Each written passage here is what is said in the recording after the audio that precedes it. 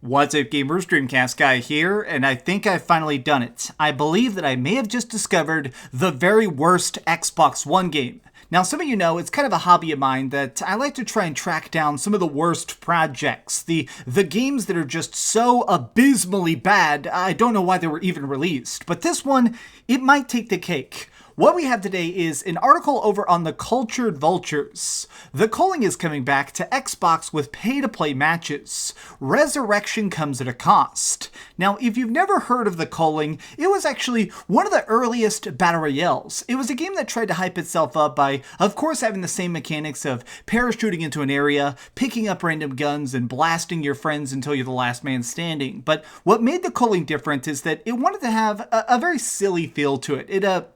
They had like a game show announcer, they had some really eccentric weaponry. It was fun in a different way, and so because of it, it did get a pretty diehard fan base, which kind of got squandered because they decided to release an absolutely pathetic sequel called The Culling 2. This is gameplay that I myself recorded of The Culling 2 before it was deleted off the internet. Yes, that's right, this game no longer exists. The Culling 2 was a complete cash grab that was so awful, 72 hours after it was posted onto the PlayStation Store, Sony made them delete it, and then they gave full refunds to everybody. So yes, I'm playing it right here, but right after I played this game, I got a full refund and it's just completely removed from my PlayStation library. Well, the developers of it said, "Oh shucks, that was an accident. We didn't mean to release such an awful, lazy, pathetic game. We're gonna go back to the drawing board and remake the original game." And here it is.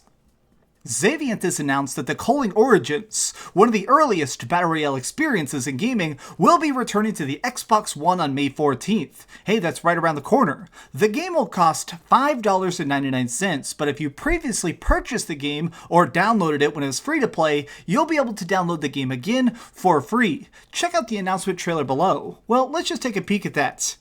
Man, there's actually a surprising amount of dislikes on this trailer. I mean, what's wrong with it? Let's keep reading and try and find out. The relaunch of the Culling features a host of new updates to the core game, including improved resolution and frame rates, because great, the game ran like garbage, improved AI behavior for your offline matches, and of course, a reduction in time that it takes to recharge your stamina, and no more costs for the premium items. Okay, so that sounds good. These sound like big updates, until you get right here. That said, the relaunch comes with a view of sustainability, as Xaviant have attempted to streamline systems in order to keep the game up and alive indefinitely. So I bet you're already saying, where's the catch? What's the drawback, Dreamcastguy? Because the idea of an online game that lives forever, that seems great. Well, that comes in right here.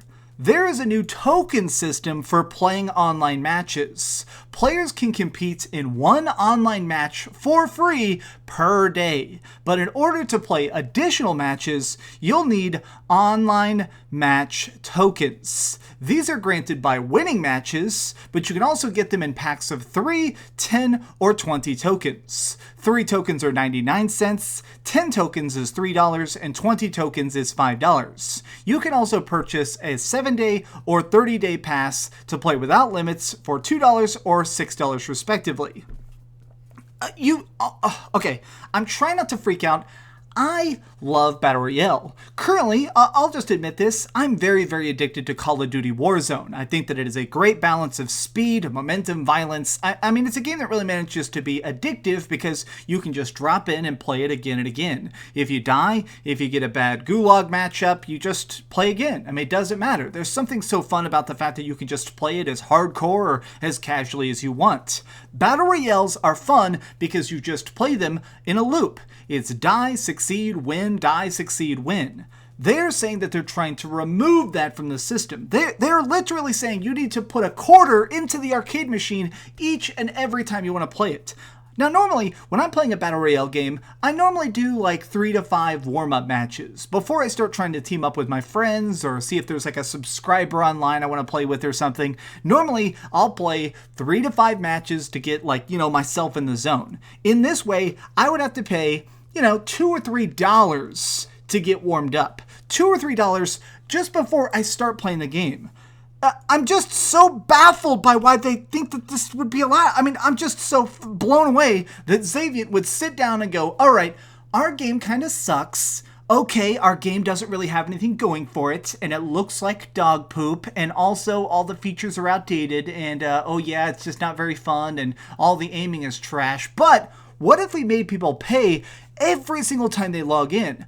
And the game itself costs money. I almost forgot that. You're paying $6 to log into the game initially, and then paying 99 cents over and over again. Alright, let's just say, what if you're the most hardcore fan ever? Let's just say a 30-day pass. So a 30-day pass is $6. That means, let's say you're into this game for 3 months. Let's say, so you paid $6 up front, you paid $6 to play it for the first 30 days, and then you paid $6 to play it for the next 30 days after that. That means $18 total to play this game. I guess when you break it down, it doesn't seem ridiculous, but the thing is, I guarantee you, they're not trying to make this maximized value. They're trying to nickel and dime you.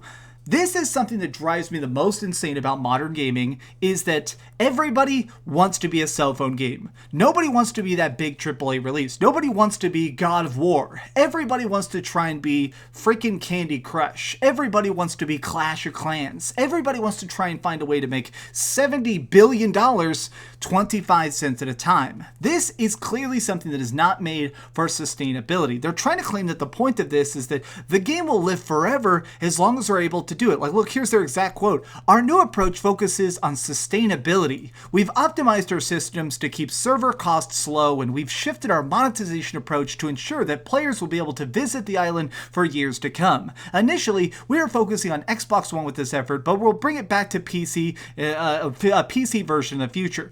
This is a bald-faced lie. I mean, this guy, Josh Van Veld.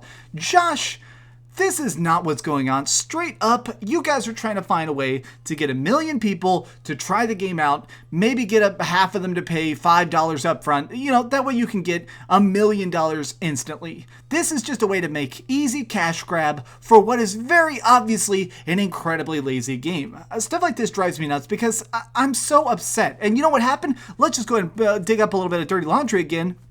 The Culling 2 was pulled after it flopped. How are we going to assume that this isn't going to be the case again? What happens if I decide to play the Culling Origins? What if I love it day one and I'm thinking, you know what? I'm going to get financially invested in this project. I'm going to buy 6 months of daily passes. I'm going to put my money where my mouth is. I'm going to support this game. I'm going to make sure that it still exists so I can love it. What happens if nobody else does? Does the game just flop? If nobody else logs in and starts paying for your server fees, does that mean that the game just evaporates? Does my money evaporate? I don't know. This sounds like a big, skeezy thing. Do not support this. I know that my subscribers are smarter than this, but I wanted to report on it because I feel like stuff like this, it feels like a scam. It feels like these companies are trying to find the dirtiest trick possible, and this is just so blatant. Xaviant, I don't know why you guys thought you would get away with this. Gamers are catching on. I mean, you can't just run a scam like this these days. People know. People can talk to each other, and people are going to tell you not to support this trash on Xbox One. Thanks so much for watching, gamers. If you enjoyed this video, please give it a like, share with your friends, and subscribe if you haven't already. But do me the biggest favor of all and keep dreaming. I had to film this random video. As soon as I saw this, I was like, nope, I need to yell about it. I'm losing my freaking mind. Oh my god. Pay to play! Pay to play!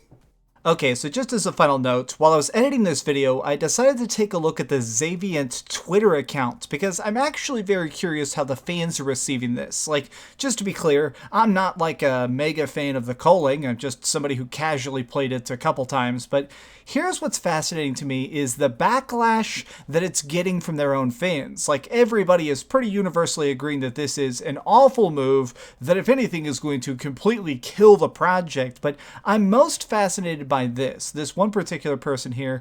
Now, I'm concerned, not gonna lie. I love the Culling, the game I started my content creation adventure with. This is P2P, pay to play. It's not going to work IMO. Have you considered how this will affect queue times? For a small content creator like myself, it's going to be pay to create. I don't know, just more food for thought. This is kind of what happens in 2020 as game developers are thinking how they can monetize something before they even get a chance to really finish the project. So seriously, Xaviant, I hate to say this, but shame on you. Thanks so much for watching that video. If you want to see something else, you can always click this link to see what I put up last, or, subscribe and see what's coming up next. Also, I promise that whatever I do, it'll try not to suck.